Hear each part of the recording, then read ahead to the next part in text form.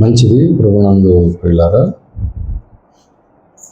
పరిశుద్ధ బైబిల్ గ్రంథంలో నుండి కొద్ది సమయం దేవుని వాక్యాన్ని ధ్యానం చేసుకుందాం.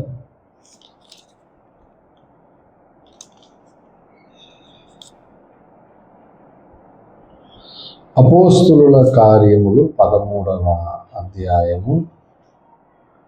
అపోస్తులుల కార్యములు 13వ అధ్యాయం మొదటి 3 వచనాలు నేను చదువుతాను. మూలవాక్యం కనుక మీరు గమనించాలని ప్రభు నామమున మనవి చేస్తూ ఉన్నాను. అపోస్తులుల కార్యములు 13వ అధ్యాయం మొదటి 3 వచనాలు. అంతియొకయలోనున్న సంఘములో బర్నబా, నిగేరనబడిన సుమియోను, కురేనీయుడైన లూకియా, చతుర్థాధిపతి అయిన హేరోదుతో కూడా పెంచబడిన మనయేను, సౌలు అను ప్రవక్తలను బోధకులను ఉండిరి. వారు ప్రభువును సేవించుచు ఉపవాసము చేయుచుండగా పరిశుద్ధాత్మ, నేను బర్నబాను సౌలును పిలిచిన పని కొరకు వారిని నాకు ప్రత్యేకపరచుడని వారితో చెప్పాను.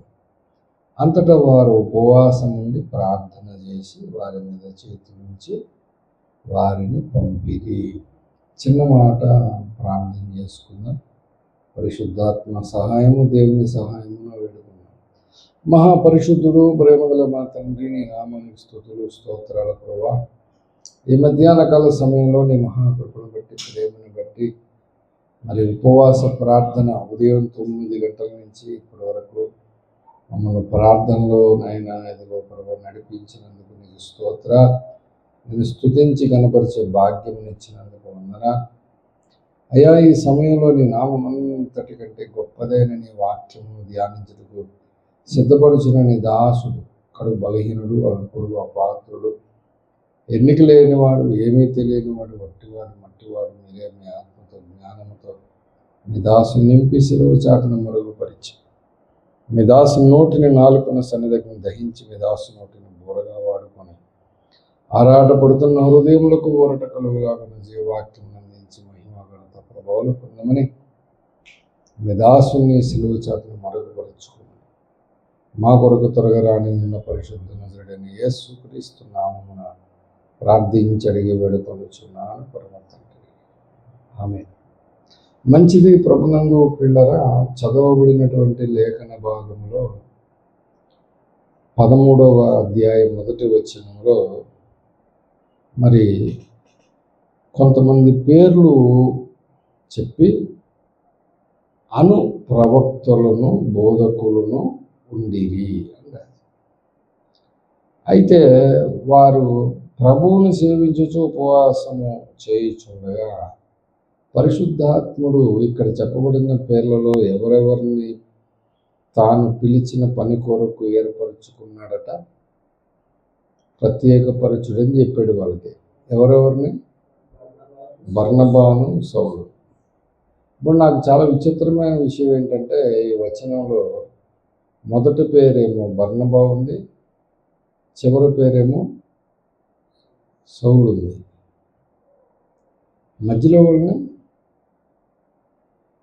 మధ్యలో వాళ్ళు ప్రవక్తలు, బోధకులే. కానీ తన పని కొరకు ప్రత్యేకపరుచుకుందేమో ఫస్ట్ చెప్పిన ఆయన్ని, చివరి చెప్పిన ఆయన్ని పిలిచాడు. ఇక మధ్యలో వాళ్ళ సంగతి తర్వాత మనకేం కనబడలే. ఎక్కడ ఈ నిగేరనబడిన సుమియోను కానీ, కురేనీయుడైన లూకియా కానీ, చతుర్థాధిపతి అయిన హేరోదుతో కూడా పెంచబడిన మనయేను కానీ, వీళ్ళు కనబడలేదు, వీళ్ళు ముగ్గురు. అయితే ప్రభునందు పిల్లల మొదట బర్నబా, తర్వాత సౌలు అని చెప్పని ప్రత్యేకపరచమని వారితో చెబితే వారు ఏం చేశారంటే ఉపవాసం ఉండి ప్రార్థన చేసి వారి మీద చేతులు ఉంచి వారిని ఆ ప్రత్యేకమైన పని కొరకు, పిలిచిన పని కొరకు, ప్రత్యేకపరిచిన పని కొరకు వాళ్ళిద్దరిని పంపించారట. ప్రభునందు పిల్లల 4వ వచనం, కాబట్టి వీరు పరిశుద్ధాత్మ చేత పంపబడిన వారే సెలూయాకు వచ్చి అక్కడి నుండి ఓడ ఎక్కి కుప్రకు వెళ్ళిరి. కుప్ర ఎవరిది ఊరు? కుప్ర తెలుసా? తిమోతిది దెర్బే. అపోస్తలుల కార్యములు 4వ అధ్యాయము 36వ వచనంలో చెప్పబడింది. కుప్రాలో పుట్టిన లేవీయుడగు యోసేపు అని ఒకడుండెను. ఇతనికి అపోస్తలులు హెచ్చరిక పుత్రుడు అని అర్థం ఇచ్చు బర్నబా అని పేరు పెట్టి ఉండరి. ప్రభునందు ప్రియులారా, ఇతని అసలు పేరేంటి? యోసేపు. అయితే అపోస్తలులు పెట్టిన పేరేంటి? బర్నబా. ఒకటి అని రాసి పైన హెచ్చరిక పుత్రుడు అని రాశారు, కిందేమో ఆదరణ పుత్రుడు అని రాశారు. అయితే ఆ రోజుల్లో అతనికి మంచి భూమి ఉంది. 5వ వచనం, ఇతడు భూమి గలవాడై ఉండి దానిని అమ్మి దాన్ని వెల తెచ్చి అపోస్తలుల పాదముల యొద్ద పెట్టి. మీరు జాగ్రత్తగా గమనించండి. ఇతడు లేవీయుడు, పేరు యోసేపు. అయితే తనకు పెట్టిన పేరేమో బర్నబా. ఆస్తి ఉంది. ఆస్తి తెచ్చి ఏం చేశాడు? అపోస్తలుల పాదాల దగ్గర పెట్టేశాడు. అంటే మొదటి శతాబ్దంలో హెచ్చరిక పుత్రుడు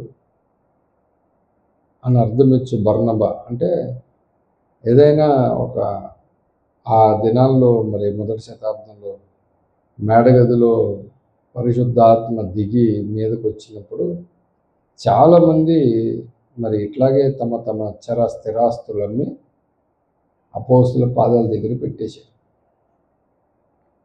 ఎవరు కూడా తనదని అనుకోలేదట. 4వ అధ్యాయం 32వ వచనం, విశ్వసించిన వారందరూ ఏక హృదయమును ఏకాత్మయు గలవారై ఉండిరి. ఎవడును తనకు కలిగిన వాటిలో ఏదియో తనదని అనుకొనలేదు. వారికి కలిగినదంతయు వారికి సమిష్టిగా ఉండెను. ప్రభునందు ప్రియులారా, అంటే ఆ రోజుల్లో వచ్చినటువంటిది అంతా కూడా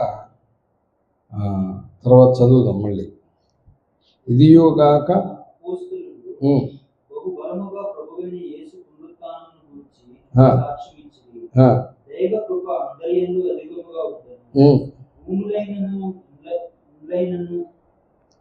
కలిగిన వారందరూ అమ్మిన వాటి వెల తెచ్చి అపోస్తలుల పాదముల యొద్ద పెట్టుచూ వచ్చిరి.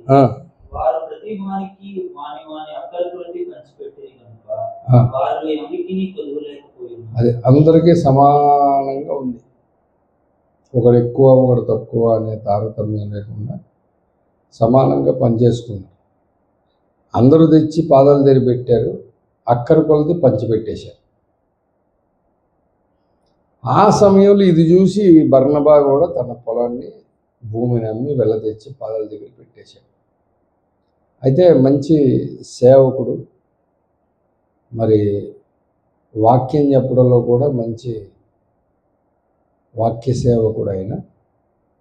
మరి సేవా పరిచర్లో తిరుగుతున్నప్పుడు చాలా చోట్ల చాలామందిని బలపరిచినటువంటి వ్యక్తి. అట్లాంటి వ్యక్తి పరిచర్లో ఉన్నప్పుడు మరి అపోస్తలుడైన పౌలు పట్టబడి దేవునికి దమస్కు మార్గంలో రక్షణ పొందాడు. రక్షణ పొందినప్పుడు అపోస్తలులు చాలా భయపడ్డారు. ఎందుకంటే ఇతను చాలామందిని చెరసాలలో వేసి మరి ఈడ్చికెళ్ళి స్త్రీలను సైతం చెరసాలలో వేసి హింసించినటువంటి వ్యక్తి.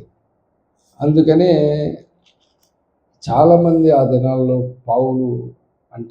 సౌలు అంటే భయపడ్డారు కాబట్టి 12 మంది అపోస్తలులు ఆయన్ని చేర్చుకోలేదు.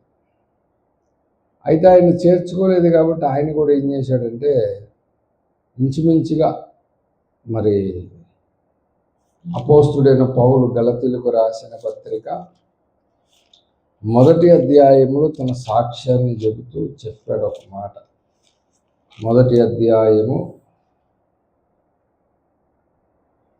15వ వచనం నుంచి తల్లి గర్భం నుండి పడిన నన్ను ప్రత్యేకపరిచి తన కృప చేత నన్ను పిలిచిన దేవుడు. 13 నుంచి చదువుదాం. పూర్వమందు యోధా మతస్థుడనై ఉన్నప్పుడు నేను దేవుని సంఘమును అపరిమితముగా హింసించి నాశనము చేయుచు నా పితరుల పారంపర్యాచారమందు విశేషాశక్తి గలవాడని నా స్వజాతీయులలో నా సమాన వయస్కులైన అనేకుల కంటే యూదుల మతములో ఆధిక్యత నొందితినని నా నడవడిని గురించి మీరు వింటిని. అయినను తల్లి గర్భమునందు పడినది మొదలుకొని నన్ను ప్రత్యేకపరిచి తన కృపచేత నన్ను పిలిచిన దేవుడు నేను అన్యజనులలో తన కుమారుని ప్రకటింపవలెనని ఆయనను నా యందు బయలుపరపన గ్రహించినప్పుడు మనుష్య మాతృలతో నేను సంప్రదింపలేదు. నాకంటే ముందుగా అపోస్తులైన వారి యొద్దకు యెరూషలేమునకైనను వెళ్ళలేదు, కానీ వెంటనే అరేబియా దేశములోనికి వెళ్ళి పిమ్మట దమస్కు పట్టణముకు తిరిగి వచ్చి అటు తర్వాత 3 సంవత్సరములైన తర్వాత కేఫాను పరిచయం చేసుకుని యెరూషలేమునకు వచ్చి అతనితో కూడా 15 దినములు ఉంటిని. అంటే ఇంచుమించు అపోస్తుల్ని కలవకుండా ఎన్నాళ్ళు ఉన్నాడు? 3 ఏళ్ళు ఉన్నాడు. అయితే ఎప్పుడైతే వీళ్ళు చేర్చుకోలేదో అప్పుడు ఇతనిని చేర్చుకుంది బర్నబా. అలా బర్నబా చేర్చుకొని బర్నబా పౌలు కలిసి ప్రభునందు పిల్లలు మంచి సేవ చేశారు. చూడండి, అపోస్తుల కార్యములు 9వ అధ్యాయం 26, 27 వచనాలు. అతడు యెరూషలేములోనికి వచ్చి శిష్యులతో కలిసి కొనుటకు యత్నము చేసెను గాని అతడు శిష్యుడని నమ్మక అందరూ అతనికి భయపడిరి. అయితే బర్నబా అతనిని దగ్గరికి తీసి అపోస్తలుల యొద్దకు తోడుకొని వచ్చి అతడు త్రోవలో ప్రభువును చూచెననియు ప్రభువు అతనితో మాట్లాడిననియు అతడు దమస్కులో యేసునామమును బట్టి ధైర్యముగా బోధించిననియు వారికి వివరముగా తెలియపరిచెను.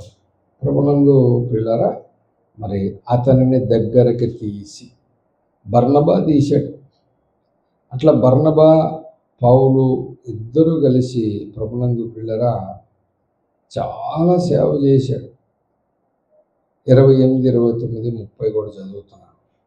అతడు యెరూషలేములో వారితో కూడా వచ్చుచు పోవచ్చు ప్రభువు నామమును బట్టి ధైర్యంగా బోధించుచు గ్రీకు భాషను మాట్లాడు యూదులతో మాట్లాడుచు తర్కించుచుండెను. వారు అతనిని చంప ప్రయత్నము చేసిరి గాని సహోదరుడు దీనిని తెలుసుకొని అతనిని కైసరకు తోడుకొని వచ్చి తార్సునకు పంపారు.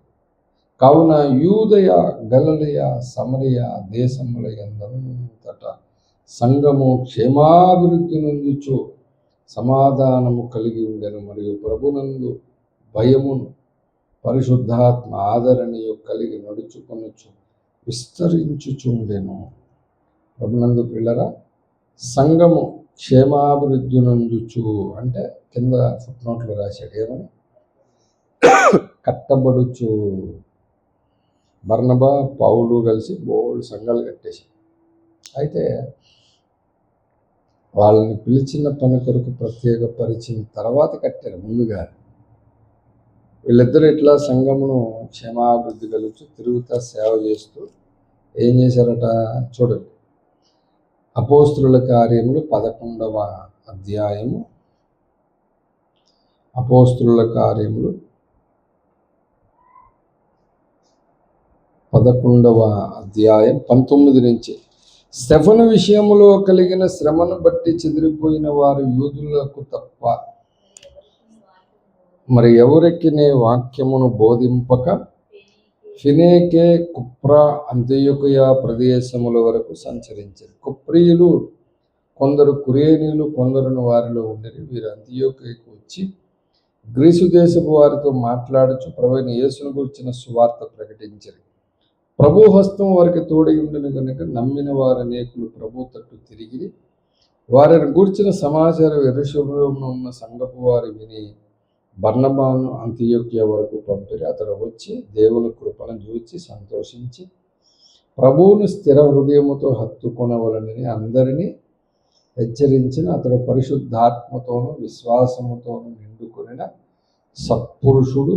బహుజనులు ప్రభు పక్షమున చేరి అంతటా అతడు సౌలును వెదకుటకు తారుసునకు వెళ్ళి అతనిని కనుగొని అంతియోకు తోడుకొని వచ్చి వారు కలిసి 1 సంవత్సరం అంతయు సంఘములో ఉండి బహుజనులకు వాక్యమును బోధించిరి. మొట్టమొదట అంత్యోకుల శిష్యులు క్రైస్తవులనబడిరి. ప్రభునందు పిల్లరా, ఇప్పుడు గలతీ 1:15-16 వచనాలు గమనిస్తే వెంటనే ఎక్కడికి వెళ్ళిపోయాడు ఆయన? అరేబియా దేశానికి వెళ్ళాడు. తర్వాత దమస్కు వచ్చాడు. తర్వాత 3 సంవత్సరాల తర్వాత శిష్యులను కలుసుకోవడానికి ప్రయత్నం చేశాడు. వాళ్ళు చేర్చుకోలే. అపోస్తల కార్యాలు 9వ అధ్యాయం ప్రకారం 3 ఏళ్ళ తర్వాత వాళ్ళు చేర్చుకోకపోతే బర్నబా చేర్చుకొని వారితో మాట్లాడి ఇద్దరు కలిసి అక్కడి నుంచి తార్సుకు పంపించారు. ఎవరిని? ఆయన చంపుదాం అనుకుంటున్నారు కదా, తర్కిస్తున్నాడని తార్సుకు పంపించాడు. తార్సులో కొన్నాళ్ళ నుండి సేవ చేశాడు. అందుకని తార్సు వాడైన పౌలు అని పేరు వచ్చింది. ఈ తార్సు వచ్చి ఎన్నాళ్ళు మరి సేవ చేశాడో కరెక్ట్గా డేట్లు తెలియవు. అయితే ఇప్పుడు అంతియోకియాకి బర్నబాను పంపించారు. సేవ విస్తరిస్తూ ఉంది. స్టెఫను విషయంలో ఇలా జరిగింది, మరి యూదులకు తప్ప ఎవరికి చెప్పట్లేదు. అటువంటి సమయంలో ఆయన్ని అంతియోకియాకు పంపిస్తే ఆయన ఏం చేశాడు? అంతియోకియాకి వచ్చి ఏం చేశాడు? పౌలును వెతకడం స్టార్ట్ చేశాడు. తార్సుకు వెళ్ళి పౌలును కనుక్కొని మళ్ళీ ఏం చేశాడు? అంతియోకియాకి తీసుకొచ్చాడు. తీసుకొచ్చి మళ్ళీ ఇద్దరు కలిసి ఏం చేశారు? 1 సంవత్సరం పాటు సంఘములో ఉండి బహుజనులకు వాక్యం బోధించారు. అంటే ఇంచుమించుగా పౌలు భక్తుడు ఎన్ని సంవత్సరాలు సేవ చేసి ఉంటాడు? అదొక 3. తార్సుకు వెళ్ళి అన్నాళ్ళు తెలియదు. అక్కడి నుంచి అంతియోకియాకి వచ్చి ఇద్దరు కలిసి సంవత్సరం. అంటే ఇన్ని సంవత్సరాలు పరిచర్య చేసిన తర్వాత అప్పటికే వీళ్ళను ఏమంటున్నారు? ప్రవక్తలు, బోధకులు అని పిలుస్తున్నారు. 13:1-2 ప్రకారం. అవునా? నేను చెప్తున్న మాట చాలా జాగ్రత్తగా అబ్జర్వ్ చేయండి, చాలా జాగ్రత్తగా వినండి. అప్పటికే పౌలు, బర్నబా, నిగేర్ అనబడిన సుమియోను, కురేనుడైన లూకియా, హేరోతు కూడా పెంచబడిన మనయేలు, వీళ్ళందరూ కూడా ఎవరు? ప్రవక్తులు, బోధకులు. ఇలా పిలువబడుతూ దేవుని సేవ చేస్తున్నారు. అయితే వీళ్ళందరూ కలిసి ఏం చేస్తున్నారంటే ఉపవాస ప్రార్థనలో ఉన్నారు. ఉపవాస ప్రార్థనలో ఉన్నప్పుడు జరిగిన కార్యం ఏంటంటే ప్రభువు పరిశుద్ధాత్ముడు నేను బర్నబాను, సౌలును పిలిచిన పని కొరకు ప్రత్యేకపరచులని చెప్పాడట. మీకు అందరికీ గుర్తుందో లేదో నాకు తెలియదు, కానీ 2024వ సంవత్సరం జనవరి, ఫిబ్రవరి టైంలో ఇక్కడ ఉన్నటువంటి ప్రాబ్లమ్స్ని బట్టి వెంటనే ప్రతి శనివారం ఉపవాస ప్రార్థన చేద్దాం 10 నుంచి 4 వరకు అని ప్రతిష్ఠించుకున్నాం. అలా ప్రతిష్ఠించుకున్న తర్వాత చాలామంది కన్నీటితో ప్రార్థన చేశారు. స్తుతి ఆరాధన కూడా చాలా అద్భుతంగా, ఒక పక్క ప్రార్థనలు, ఒక పక్క స్తుతి ఆరాధన జరిగింది. ఇప్పుడు అంత బాగా జరగట్లే, కామెడీగా అయిపోతుంది. చాలా సీరియస్గా ఎప్పుడైతే చేశామో దేవుడు అద్భుతంగా 6 నెలల్లో మరి ఈ మందిరం అంతా నిర్మాణమై 7వ నెల చివరికి మనకు చేతికి వచ్చేసాం. ఎన్ని ప్రాబ్లమ్స్ ఉన్నాయి అన్నిటినీ దేవుడు ఒక్కొక్కటి తీసేసాం. అట్లాగే మన విశ్వాస జీవితాల్లో కూడా మరి శారీరక, ఆర్థిక ఉద్యోగపరమైన సమస్యలు ఉన్నాయి. దాని కొరకు కూడా మనం ఇప్పుడు ఏం చేయాలంటే ఉపవాస ప్రార్థన చాలా స్ట్రిక్ట్గా చేయాలి. అప్పుడు ఎలా చేసామో అట్లా చేయాలి.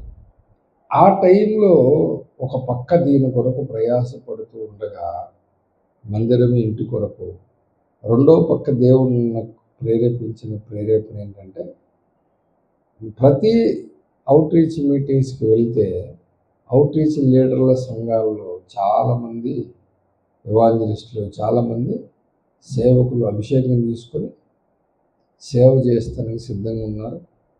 ఇగో ఈ రాష్ట్రానికి వెళ్ళు అని అంటే ధైర్యంగా వెళ్ళిపోయినటువంటి వాళ్ళు ఈ మధ్యకాలంలో మనం చూసాం. ఒక ఫ్యామిలీ ఉత్తరప్రదేశ్ అహ్మదాబాద్ వెళ్ళింది, ఒక ఫ్యామిలీ చెన్నై వచ్చేసింది, ఒక ఫ్యామిలీ కేరళ వెళ్ళింది, ఒక ఫ్యామిలీ ఆగ్రా వెళ్ళిపోయింది, ఒక ఫ్యామిలీ ఢిల్లీ వెళ్ళిపోయింది. ఇలా చాలామంది వెళ్ళిపోయారు. ఢిల్లీ వెళ్ళిన పాస్టర్ గారు మన వెంకటేశ్వర పాస్టర్ గారి శిష్యుడు, ఆగ్రా, అహ్మదాబాద్, కేరళ, తమిళనాడు వెళ్ళింది రవి గారి శిష్యుడు. అలాగే వారికి చుట్టుపక్కల ఉన్నటువంటి సంఘాలు, అసోసియేట్ పాస్టర్లు, సంఘంలో కూడా ఇవాంజలిస్టులు ఉన్నారు, లేడీస్ ఉన్నారు, జెంట్స్ ఉన్నారు, మరి పురుషులు ఉన్నారు సేవకులుగా. నేను వెళ్ళి అన్నీ చూసి ఈ 5 ఏళ్ళు నేను ప్రయాసపడి 4 ఏళ్ళు తిరిగినప్పుడు అప్పుడు నాకు కూడా ఒక అభిప్రాయం కలిగింది. 2020 వరకు చాలా ప్రయాసపడి సంఘాన్ని కట్టాను. మరి చాలామంది సత్యం నేర్చుకున్నారు, సత్యంలో ఉంటారు, ప్రతిష్ఠింపబడతారు అనుకున్నాను. అప్పటికి నేను చేసినటువంటి చెయ్యనటువంటి ఒక పని ఏంటంటే ఓఫీర్ గారి ఆలోచన విధానం ఏదైతే ఉందో దాని విషయంలో మరి ఒకటి కులం అనే విషయం మీద నేను మధ్యలో ఏదో సింపుల్గా చెప్పాను, కానీ పర్టికులర్గా దాని గురించి పూర్తిగా మాట్లాడలేదు. ఇప్పుడు కరోనా దగ్గరికి వచ్చే టయానికి అందరూ వెళ్ళిపోయారు. ఇప్పుడు అందరూ వయసులో పెద్దవాళ్ళు అవుతున్నారు, జాబుల్లో సీనియారిటీ వస్తుంది, కంపెనీలు మారిపోయారు. ఇప్పుడు పెళ్లి తంతు అనే దగ్గరికి వచ్చేటికల్లా ఒక్కొక్కరు క్యాస్ట్ గురించి మాట్లాడి దాని మీద పట్టుదల కలిగి ఉండేటప్పటికల్లా నాకు అప్పుడు అనిపించింది. అప్పుడు నేను ప్రకటించాను, సండే దాని మీద తీసుకున్న వాక్యం చెప్పాను. తర్వాత ఇంతమంది వేరే వేరే ప్రాంతాలకు వెళ్ళిపోయారు, కనీసం వాళ్ళు ఇవాంజలిస్టులుగా అన్నా లేదు, కనీసం పిలుపు ఉంటే సేవకులుగా అభిషేకం తీసుకుని ఉంటే వేరొక ప్రాంతంలోనైనా సేవ ప్రారంభించేవాళ్ళు కదా. ఒక కుటుంబంగా అన్న ప్రారంభిస్తే చుట్టుపక్కల వాళ్ళు సువార్త ప్రకటిస్తే, సత్యం ప్రకటిస్తే దగ్గరగా ఉంటే వచ్చే అవకాశం ఉంది కదా. అది చేయలేకపోయానే అనే బాధతో, ఆ ప్రేరేపణతో 2024 ఫిబ్రవరి నుంచి నేను జూన్, జూలై వరకు ప్రతి ఉపవాస ప్రార్థనలో వాక్యంలో దేవుని సువార్త పరిచర్య గురించే నేను మాట్లాడాను. చెప్పి మొత్తానికి ఆ దినానికి 12 మంది అభిషేకం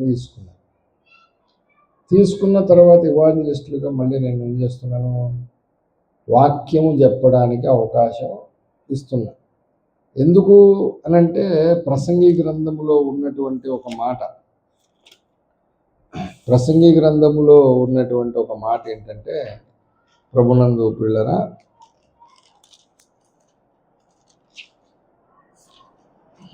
ఇదేమో కొత్త బైబిల్ దొరికితేమో చూద్దాం.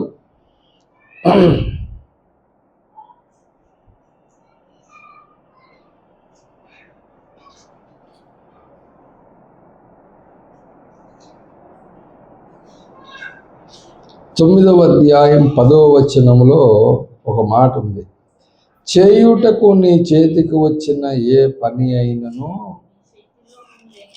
నీ శక్తి లోపము లేకుండా చేయుము, నీవు పోవు పాతాళమందు పని అయినను, ఉపాయమైనను, తెలివి అయినను, జ్ఞానమైనను లేదు అని ఒకటి. రెండో మాట, మరి కత్తి వాడుతూ ఉంటేనే పదునెక్కుతుందట. వాడలేదనుకో, 10వ అధ్యాయం 10వ వచనం, ఇనుప ఆయుధము మొద్దుగా ఉన్నప్పుడు దానిని పదును చెయ్యని ఎడల పనిలో ఎక్కువ బలము ఉపయోగింపవలను, అయితే కార్యసిద్ధి జ్ఞానమే ప్రధానం అన్నాడు. ఇనుప ఆయుధం మొద్దుగా ఉంటే ఏమవుతుంది? దానిని పదును చేయకపోతే పనిలో ఎక్కువ బలం ఉపయోగించాల్సి వస్తుంది. అందుకని అది వాడుతూ ఉంటే పదును ఎక్కుతూ ఉంటుంది. వాడకుండా పక్కన పెడితే ఏమవుద్ది? పదును తగ్గిపోద్ది. తగ్గిపోతే మళ్ళీ దానికి ఏం చేయాల్సి వస్తుంది? అయ్యా, పదును పెట్టాల్సి వస్తుంది, లేకపోతే బలం ఎక్కువ ఉపయోగించాల్సి వస్తుంది.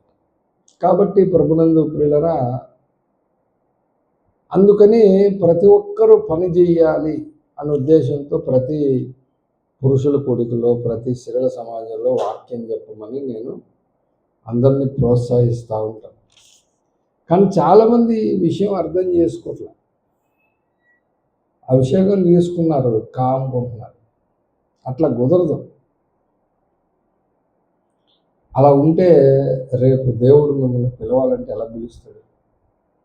ఇప్పుడు పౌలు బర్నబాలు సేవ చేస్తూ ఉన్నారు కాబట్టి ఒక పని కొరకు ప్రత్యేకపరిచి ఆయన పిలుచుకున్నాడు. వీళ్ళిద్దరూ పని చేయట్లేదు అనుకో, ఆయన కుప్రాలో, ఈయన తార్సులో, అక్కడే ఉండిపోయి ఏం పని చేయట్లేదు అనుకో, అప్పుడు దేవుడు పిలుస్తాడు? ఆ పనికి పిలవడు. కాబట్టి దేవుడు పనికి పిలవాలి అంటే మనము పని చేస్తూ ఉండాలి. ప్రభునందు పిల్లల, అవకాశం దొరికితే చాలు దేవుని వాక్యం చెప్పాలి. అవకాశం దొరికితే చాలు ప్రార్థన చేసేయాలి. అవకాశం ఇస్తే చాలు ఏ పనైనా చేయడానికి సిద్ధంగా ఉండాలి అని అనాలి అని అనేటట్లుగా మనం తయారవ్వాలి. అలా కాకుండా ఎప్పుడు డిమ్ముగా ఉన్నాం అనుకో, ప్రభునందు పిల్లరా, దేవుడు నిన్ను వాడుకోవాలంటే కూడా చాలా కష్టం. అందుకనే చెబుతున్నాను ప్రభునందు పిల్లరా, ఎప్పుడైతే ఆ పని కొరకు ప్రత్యేక పరచుడి అని చెప్పాడో వెంటనే అంతట వారు మళ్ళీ ఏం చేశారు? అపోస్తలుల కార్యాలు 13వ అధ్యాయం 2వ వచనంలో, వారు ప్రభువును సేవించుచు ఉపవాసము చేయుచుండగా పరిశుద్ధాత్మ నేను బర్నబాను సౌలును పిలిచిన పని కొరకు వారిని నాకు ప్రత్యేకపరచులని వారితో చెప్పాను. అప్పుడు మళ్ళీ ఏం చేశారు? వాళ్ళు అంతటా వారు అంటే మళ్ళీ ఏం చేశారు? ఉపవాసం ఉండగా పిలిస్తే మళ్ళీ ఉపవాసం ఉండి ప్రార్థన చేసి వారి మీద చేతులుంచి వారిని పంపారట. కాబట్టి ప్రభునందు పిల్లరా, అలా పంపిన తర్వాత వీళ్ళిద్దరూ కలిసి ఎంత సేవ చేశారంటే, ప్రభునందు పిల్లరా, ఎంత సేవ చేశారంటే చూడండి, అపోస్తలుల కార్యములు 15వ అధ్యాయము, అపోస్తలుల కార్యములు 15వ అధ్యాయం 36వ వచనం చూద్దాం. కొన్ని దినములైన తర్వాత ఏ పట్టణములలో ప్రభు వాక్యము ప్రచురించితిమో ఆయా ప్రతి పట్టణములో ఉన్న సహోదరుల యొద్దకు తిరిగి వెళ్ళి వారు ఎలాగున్నారో మనం చూద్దామని పౌలు బర్నబాతో అనేను. చాలా ఇక్కడ వరకు చాలా తర్వాత సబ్జెక్టు వాళ్ళిద్దరికి గొడవైంది. అయితే ఇప్పుడు ఎన్ని పట్టణాలకు తిరిగి ఉంటారు వీళ్ళు? ఏ ఏ పట్టణములలో అన్నాడు. ఏ ఏ పట్టణము అని అలా ఏమన్నాడు? పట్టణములలో అన్నాడు. ఎంత తిరిగి ఉంటారు సేవలు? చాలా పట్టణాలు తిరిగి ఉంటారు. మళ్ళీ ఆయా ప్రతి పట్టణములో అంటున్నాడు. అంటే ఆయా ప్రతి పట్టణములో అంటే ఆ తిరిగిన ప్రతి ఎన్ని పట్టణాలు అయితే ఉన్నారో అన్ని పట్టణాలకు వెళ్ళి అక్కడున్న సహోదరుల యొద్దకు వెళ్ళి వాళ్ళు ఎలాగున్నారో చూద్దామని చెప్పని పౌలు బర్నబాతో అంటున్నాడు. మనము ఇంచుమించు ప్రభునందు పిల్లరా మరి 14 పత్రికలు పౌలు గారి పత్రికలు ఉన్నాయి. అందులో సంఘాల పత్రికలు చూసామనుకోండి, కొరింథీయులకు రాసిన పత్రిక, ఎఫెసీయులకు రాసిన పత్రిక, ఫిలిప్పీయులకు రాసిన పత్రిక, కొలస్సీయులకు రాసిన పత్రిక, తెస్సలోనికలకు రాసిన పత్రిక, హెబ్రీలకు రాసిన పత్రిక. మొత్తం ఎన్ని? 6 సంఘాలకు రాసినటువంటి పత్రికలు ఉన్నాయి. అందులో కొరింథీకి, తెస్సలోనికి 2 రాశాడు, తిమోతికి 2 రాశాడు, తీతుకు 2 రాశాడు, ఫిలోమోనుకి 1 రాశాడు, తర్వాత రోమా సంఘానికి 1 రాశాడు. మొత్తం 9 సంఘాలకు పత్రికలు, అంటే అందులో 2 ఉన్నాయి. 5 ఏమో శిష్యులకు రాసిన పత్రికలు. మరి అందులోనే మళ్ళీ ఒక మాట కొలస్సీ పత్రికలో ఒక మాట అన్నాడు. నేను మొన్న కూడా ప్రస్తావించి కరిమేలు ప్రార్థన సమయంలో ప్రస్తావించాను. కొలస్సీలకు రాసిన పత్రిక 2వ అధ్యాయంలో మీ కొరకును లవోదికయ వారి కొరకును అన్నాడు. అంటే ఇప్పుడు ఎన్ని సంఘాలు ఇవి? లవోదికయ సంఘం కూడా ఉంది. అయితే లవోదికయకు రాసిన పత్రిక ఉంది కానీ బైబిల్లోకి రాలేదు. కొలస్సీలకు రాసిన పత్రిక 4వ అధ్యాయం 16వ వచనంలో చెప్పాడు అన్నమాట. ఈ పత్రిక మీరు చదివించుకొనిన తర్వాత లవోదికయ వారి సంఘములోను చదివించుడి, లవోదికయకు రాసిన పంపిన పత్రికను మీరు చదివించుకోండి అని రాశాడు. అంటే ఇప్పుడు లవోదికయ సంఘం కూడా ఉంది. అంతేకాకుండా అపోస్తుడైన పౌలు రోమీలకు రాసిన పత్రిక. ఇప్పుడు రోమా పట్టణము, రోమా పరిపాలిస్తుంది ఎవరు? రోమాను పరిపాలించేది ఎవరు? చక్రవర్తి పరిపాలిస్తున్నాడు. నేను చక్రవర్తి ఎదుటనే చెప్పుకుంటాను, కైసర్ ఎదుటే చెప్పుకుంటాను అన్నాడు పౌలు అపోస్తల కార్యాలు. అంటే చక్రవర్తి పరిపాలన. చక్రవర్తి పరిపాలనలో ఎన్ని సంస్థానాలు అంటే వాళ్ళు ఏమంటారు, రాజుగారు కొన్ని స్వాధీనం చేసుకొని కప్పం కట్టించుకునే కొన్ని రాజ్యాలు, సామంత రాజ్యాలు ఉంటాయి. చక్రవర్తి ఉంటే చక్రవర్తి కింద కొన్ని సామంత రాజ్యాలు, చిన్న చిన్న రాజ్యాలు ఉంటాయి. ఒక్కొక్క హయాంలో ఒక్కొక్క కొంతమంది ఉంటారు. ఉదాహరణకి మనము చూద్దాం. ఒక చక్రవర్తి ఉన్నాడు పాత నిబంధన కాలంలో. ఎవరైనా? అహష్వారేషు మహారాజు. ఈ అహష్వారేషు మహారాజు గారి గురించి ఎస్తేరు గ్రంథంలో రాసి ఉంది. ఎస్తేరు గ్రంథంలో ఏమనుంది చూద్దాం. ఎస్తేరు గ్రంథము 1వ అధ్యాయము 1 వచనాలు చదువుదాం. 1, 2 వచనాలు. అహష్వేరోషు దినములలో జరిగిన చర్య వివరము. హిందూ దేశము మొదలుకొని కూషు దేశము వరకు 127 సంస్థానములను అహష్వేరోషు ఏలెను. ఆ కాలమందు రాజైన అహష్వేరోషు శోషాన కోటలో నుండి రాజ్య పరిపాలన చేయుచుండగా. అంటే ఇప్పుడు ఈ చక్రవర్తి గారి కింద ఎన్ని సంస్థానాలు ఉన్నాయి? 127 సంస్థానాలు ఉన్నాయి కదా. అంటే ఇంచుమించుగా సామంతులు 127 రాజ్యాలు ఉన్నాయి ఒక చక్రవర్తి కింద.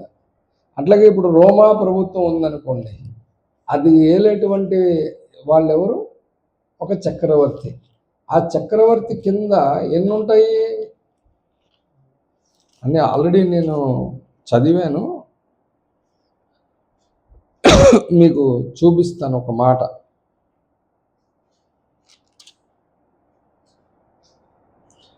పౌలు భక్తుడు చెప్పినటువంటి మాట, ఒక మాట ఉంది. ఏంటంటే, అతడు నేను చక్రవర్తి ఎదుట చెప్పుకుందునని అన్నాడని ఒక మాట ఉంది.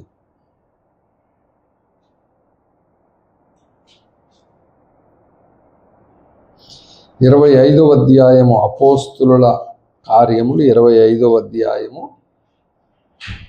20-21 వచ్చిన నేనట్టి వాదములను విషయమై ఎలాగును విచారింపవలనో ఏమియో తోచక యెరూషలేమునకు వెళ్ళి అక్కడ వీటిని గురించి విమర్శింపబడుటకు అతనికి ఇష్టమవునేమో అని అడిగి తిని, అయితే పౌలు చక్రవర్తి విమర్శకు తన్ను నిలిపి ఉంచవలనని చెప్పుకొనినందున నేను అతనిని కైసరు నొద్దకు పంపించే వరకు నిలిపి ఉంచవలనని ఆజ్ఞాపించి తిని.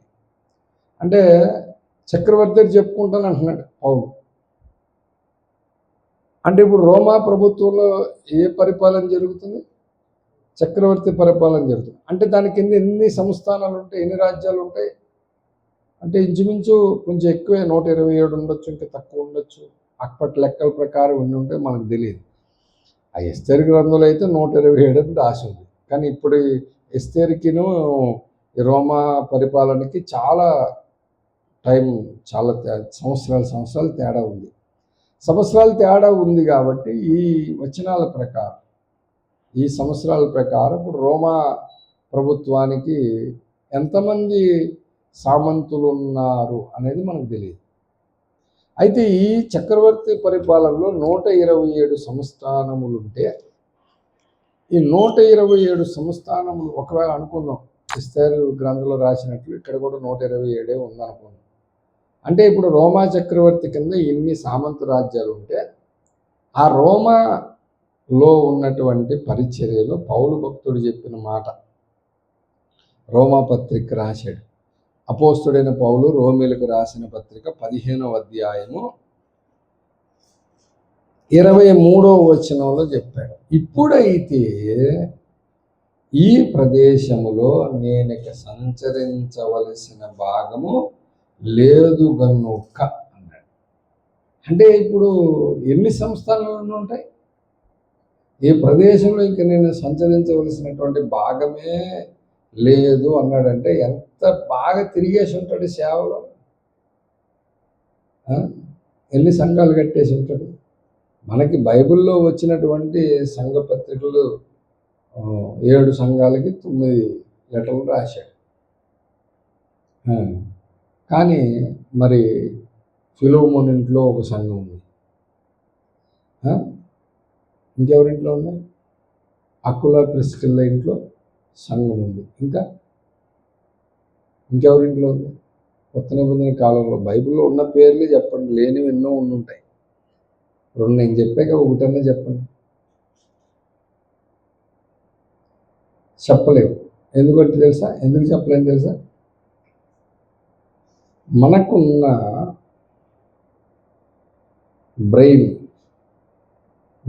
బ్రెయిన్ ఇప్పుడు 1% పనిచేస్తుందట, 99% పనిచేయట్లే. ఆ 1% పనిచేసే బ్రెయిన్కే 1,00,000 ఎవ్వరాలు పెట్టి ఉంచుతుంది దానికి. అర్థమైందా? ఒక బ్రెయిన్తో ఆ 1%లోనే చేస్తున్న ఉద్యోగం మీద కాన్సన్ట్రేషన్ చేయలేదు.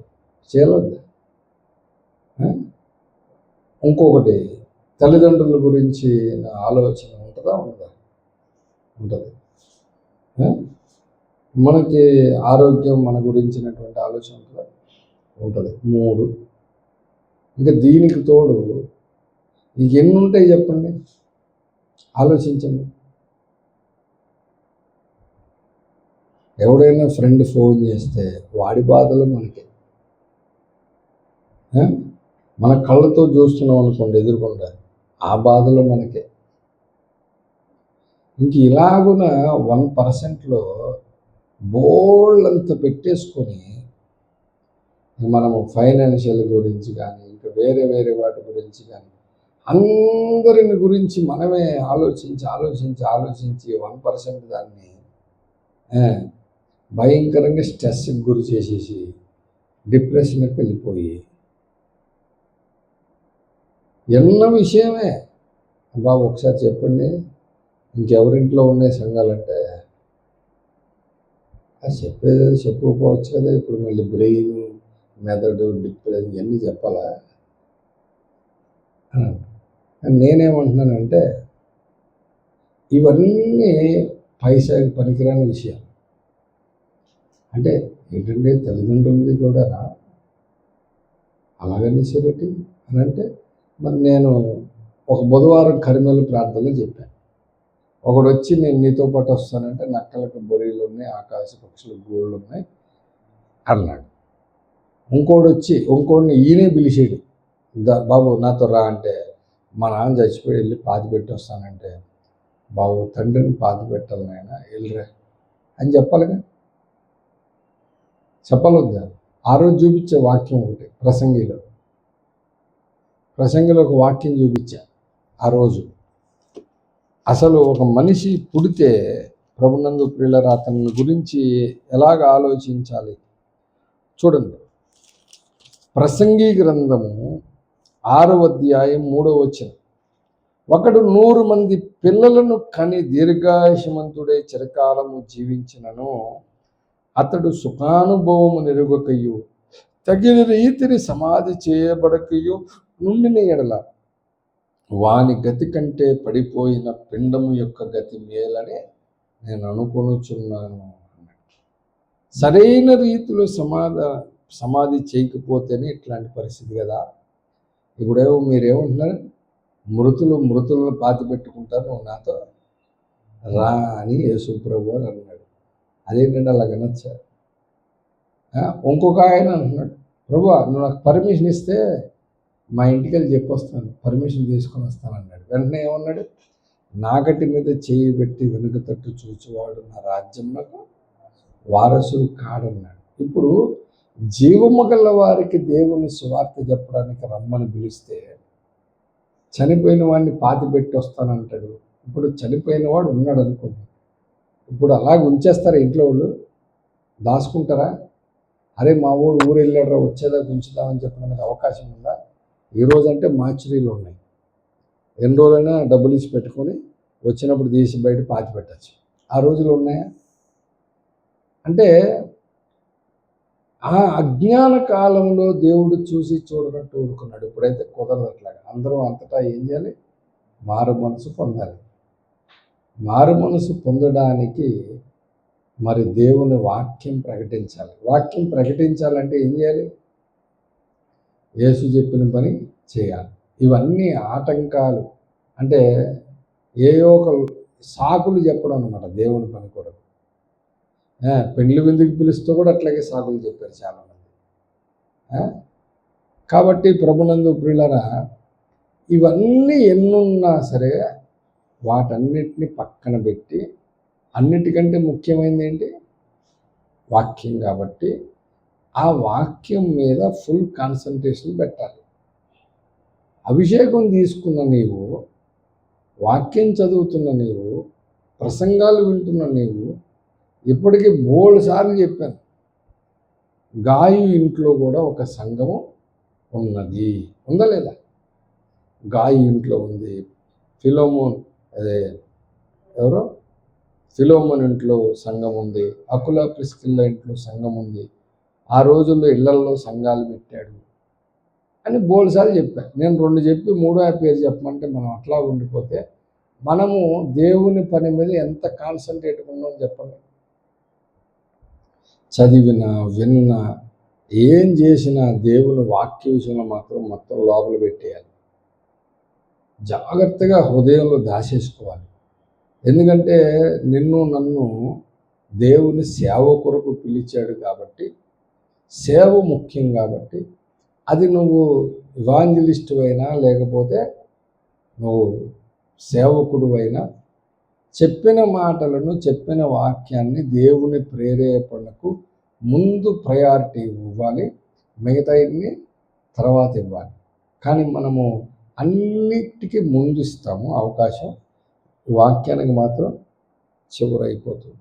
అందుకని చెప్తున్నాను ప్రభునందు ప్రియులారా, నిన్ను నన్ను దేవుడు ఏర్పరచుకుంది తన సంకల్పము చొప్పున సత్యవాక్యం వలన కన్నాడు.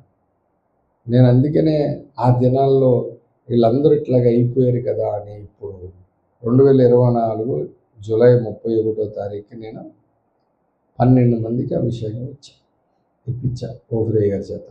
ఈ 12 మంది ఎందుకు ఇప్పించాను అంటే, వీరు ప్రార్థనలోను, వాక్య పరిచర్లోను, సువార్త పరిచర్లోను పక్కన ఉన్నోళ్ళకి ఎవరో ఒకరికి చెప్తా, లేకపోతే ఇంటికాడ ఉన్నోళ్ళకి చెబుతా. నేను చెప్పాను చాలాసార్లు. నేను ఒక్కడినే వెళ్ళాను చాలా ఒక నెలలు దయాసరి దగ్గరికి. ఆదివారం ఇంటికి రాగానే అయ్యగారు ఏం చెప్పాడు, నేను కృపమ్మ గారికి సుధమ్మకి చెప్పేసేవాడు. చెప్పడమే కాకుండా రాసుకున్నది మళ్ళీ శోషంలాగా కూర్చొని ఆ మొత్తం చదివి బైబిల్ అంతా తిరిగేసి ఏ వాక్యాలు చెప్పాడో అప్పుడు చదవడం కుదరలేదు కాబట్టి రిఫరెన్స్ ఒకటే రాశాను కాబట్టి ఆ రిఫరెన్స్ తీసుకొని చదివి ఆ చెప్పిన మ్యాటర్ ఏంటో చూసి ఇది చాలా నేను రాసేసాను. ఆ చెప్పినట్లుగా. అందులో నాకు తప్ప ఎవరికి అర్థం కావు. అలా ఉంటాయి అందులో అక్షరాలు. అంత స్పీడ్గా రాయాల్సి వచ్చింది. అలాగూ పట్టినోళ్ళలాగా ఎగ్జామ్కి ప్రిపేర్ అయిన వాళ్ళలాగా చదివేవాడిని. అలా చదివి చేసినప్పుడు నాకు హార్ట్ సర్జరీ అయ్యి 6 నెలలు. ఆ తర్వాత ఇంత బట్టి ఇవన్నీ చేశా. అప్పుడు దేవుడు చూశాడు నన్ను. వీడు ఎంత బట్టి పడుతున్నాడు, వచ్చి ఇంట్లో చెబుతున్నాడు, బయటికి ఎవరైనా సువార్త పిలిస్తే వెళ్ళి చెప్పొచ్చేసేవాడిని. అప్పుడు దేవుడు నా ఏర్పాటును గురించి ఆయన ఒక సమయం తీసుకుని 40 దినాలు ఉపవాస ప్రార్థనలో మందిరం కొరకు చేస్తున్నప్పుడు దయాసారి గారితో దేవుడు మాట్లాడి, నేను నా పని కొరకు ప్రత్యేకపరుచుకున్నాను, ఇతను సేవకు వాడుకొని చెబితే అప్పుడు నేను తర్వాత సేవకు సిద్ధపడ్డాను. అంటే అట్లా చెప్పాలంటే నువ్వేం చేయాలి? పని చేస్తూ ఉండాలి. ఏం పని? ఆఫీసులో వర్క్ చేసుకుంటా ఉండాలి, అంతేగా? ఆఫీసులో వర్క్ కాదా? ఆఫీస్ వర్కేగా. ఆయన ఏం చెప్పట్లా, ఎట్లా చదువుతున్నాను? చెప్పండి, టైం దొరికింది మీకు అన్నట్టు. ఏం పని చేయాలి? దేవుని పని చేయాలి, సువార్త చేయాలి. నేనేమన్నానంటే బయటికి వెళ్ళిపోయి అన్యుల ప్రాంతాల్లోకి వెళ్ళిపోయి నిలబడి బైబిల్ తీసుకొని సువార్త చెప్పామట్లా. కనీసం మీ ఇంట్లో వాళ్ళకి చెప్పాలి. ఫోన్ చేస్తే మన ఇంట్లో వాళ్ళు ఫోన్ చేస్తే మనం ఎలా మాట్లాడతాం? కట్టే తెచ్చే కొట్టే అన్నట్టుగా టక్ 2 ముక్కలు చెప్పేస్తాం, అంతే. ఖతం, ఫోన్ కట్ చేసేస్తాం. మరి నువ్వు ఇప్పటిదాకా నేర్చుకున్న సత్యాన్ని చెప్పాలి కదా. చాలామంది వినరు సార్ వాళ్ళు. అవునా, అయితే రండి. హెజ్కేలు గ్రంథము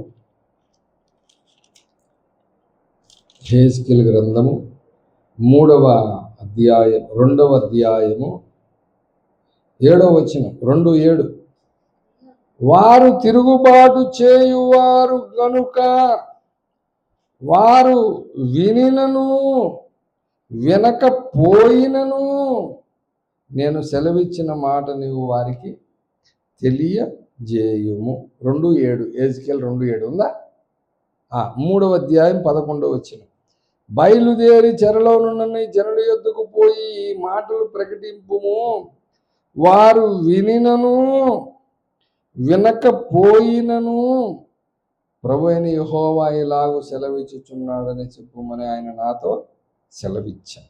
కాబట్టి ప్రభునందు పిల్లరా, వాళ్ళు వినరు, చెయ్యరు, ఇవన్నీ మనకు అనవసరం. చెప్పడమే. యేసే రక్షకుడై ఉన్నాడని చెప్పడమే. ఇదిగో మీరు తెలుసుకున్న సత్యము మీరు ఇంకా తెలుసుకోలేదు. ఇంకా రెండోసారి కళ్ళు తెరవబడితేనే ఇలాంటివి తెలుస్తాయి అని మీరు నేర్చుకున్నది చెప్పాలంటే కనీసం రాసుకున్నది చదువుకొని ఏం చెప్పానో దాన్ని జ్ఞాపకం చేసుకొని నెక్స్ట్ ఎవరో ఒకరికి. ఎందుకంటే ఇది ప్రాక్టీస్, అంతే. నేను విన్నది విన్నట్టు క్లారిటీగా చెప్పేమంటలా. ప్రాక్టీస్ చెప్పాలి కనీసం. అప్పుడు దేవుడు మిమ్మల్ని వాడుకోవడానికి కనీసం ఒక అవకాశం ఉంటుంది. అలా కాకుండా మీరు సంఘములో పని చేయకుండా దేవుడు ప్రత్యేకపరుచుకొని పిలవాడు. ఆయన ప్రత్యేకపరుచుకొని పిలవాలంటే ముందు మనం ఏం చేయాలి? పని చేయాలి. అభిషేకం పొందుకొని కాముగా ఉంటాం కాదు. కొన్నిసార్లు నేను గురువారం, శుక్రవారం ఈరోజు ఎవరైనా వాక్యం చెబుతారా అని పెడతాను. సాయంత్రం దాకా ఎవరు పట్టించుకోరు. పట్టించుకోమని నాకేం ప్రాబ్లం లేదు. నేనేం ముందు లోపలికి వెళ్ళిపోయి 3 గంటలు 4 గంటలు బైబిల్ పుస్తకాలన్నీ తిరగేసి మెసేజ్లన్నీ తిరిగేసి చెప్పాల్సిన నెసిటీ లేదు. ఆ సమయానికి దేవుణ్ణి అడుగుతాను, ఏది చెప్పమంటే అది చెప్పేస్తాను, అయిపోతుంది ప్రసంగం. నాకేమీ ఇప్పుడు చెప్పలేదు చేయలేదని బాధ కాదు. కానీ రేపు భవిష్యత్తులో మీరు ఎక్కడ ఉంటారో, ఏం చేస్తారో, దేవుడు ఎలా పిలుచుకుంటాడో, ఎలా వాడుకోవాలనుకుంటున్నాడో మీకు తెలియదు. కాబట్టి పౌలు బర్నబాల్లాగా మనం కూడా దేవుని పని నిరంతరము చేయువారుగా ఉన్నాం. అలా చేసినప్పుడు దేవుడు పని కొరకు ప్రత్యేకపరుచుకొని పిలుస్తాడు. అప్పుడు ఉపవాసం ఉండి ప్రార్థన చేసుకొని మనం దేవుని పని కొరకు అభిషేకించబడి దేవుడు మరి రెండవ రాకడలో మరి భయంకరమైనటువంటి అంతిమ క్రీస్తు ఈ భూమి మీదకి వస్తాడు. అప్పుడు మామూలు పరిచర్య కాదు, ఏలియా పరిచర్య చేయాలి, మోషే పరిచర్య చేయాలి. అలా చేసే భాగ్యం ప్రభువు మనకు అనుగ్రహించును గాక. రండి ప్రార్థన చేసుకుందాం. మహాపరిశుద్ధుడు, ప్రేమ కలగ మా తండ్రి, నీ నామానికి స్తుతులు స్తోత్రాలు ప్రభువా. ఈ మధ్యాహ్న కాల సమయంలో మీరు మాతో మాట్లాడిన ప్రతి మాటను బట్టి నీ కృతజ్ఞతాస్తుతులు చెల్లిస్తున్నాను తండ్రి. అయా 7 గంటల పాటు చేసినటువంటి యొక్క ప్రార్థనలో అనేక అంశాలు ఎత్తిపట్టాం. అవన్నీ గొప్ప నెరవేర్పును అనుగ్రహించి మీ సాక్షులుగా నిలబెట్టుకోండి తండ్రి. నీకు వందనాలు. గూగుల్ మీట్లోకి నాయన దిగో ప్రభా మరి సన్నిధికి వచ్చినటువంటి బిడ్డలందరినీ జ్ఞాపకం చేసుకుని వారిని ఆశ్రయించి దీవించి వారికి రావాల్సిన ఆశీర్వాదాలు నాయన మీరు అనుగ్రహించి వారికి ఉన్న ప్రతి అవసరత క్రీస్తు యేసు నామములో తీర్చిపెట్టమని సాయంత్రం విజ్ఞాపన ప్రార్థన, రేపు జరిగే ఆరాధనలు, 2 చోట్ల ఆరాధనలు జయకరముగా, దీవెనకరముగా, ఆశీర్వాదకరంగా జరిగించి మహిమ ఘనత ప్రభావాలు పొందమని ఈ అతి చిన్ని ప్రార్థన అంగీకరించి దీవించమని అయా నీకే వందనాలు, స్తుతులు, స్తోత్రములు చెల్లిస్తూ సమస్త విషయంలో సమస్త మహిమ ఘనత ప్రభావాలు పొందమని చిన్ని ప్రార్థన అంగీకరించి దీవించమని నజరేయుడైన యేసుక్రీస్తు నామమున ప్రార్థించి వేడుకొనుచున్నాను ప్రభువు. ఆమె తండ్రి అయిన దేవుని ప్రేమ, ప్రభువైన యేసుక్రీస్తు వారి కృప, పరిశుద్ధాత్మిక సహవాసం ఇప్పుడు ఎల్లప్పుడూ రాకడ ప్రేమకు సదాతోడై ఉండి నడిపించును గాక. ఆమేన్, ఆమేన్, ఆమేన్. యేసు రక్తమునకు జయం, శిలువ రక్తమునకు జయం. ప్రభు యేసు నామమున సంపూర్ణ విజయం కలుగును గాక. అపవాది కలిగినంత నాశనం కలుగును. ఆమేన్. అందరికీ వందనాలు. Praise Lord. God bless you.